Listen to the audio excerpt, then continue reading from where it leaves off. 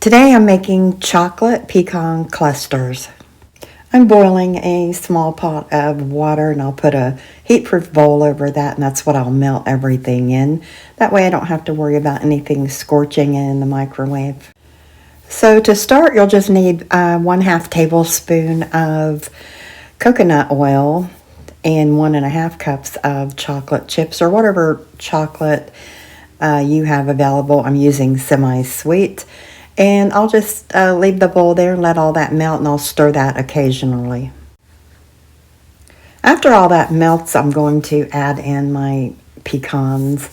And I actually had some extra walnuts too, so it's optional. You can use either or, but I put in the chopped pecans and the chopped walnuts and just stirred that all around till it was mixed well. At this point, I have the heat off. I'm just letting everything melt together. After you're satisfied with the way it's all mixed up, you can just spoon this onto some wax paper or parchment paper.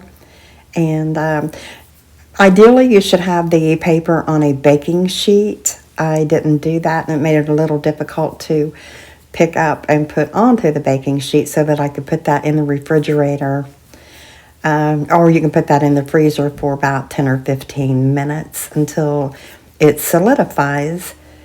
And when you spoon these out or use a cookie scoop or ice cream scoop, however you do it, put them a little closer together than I did, and that way they all fit better on the tray.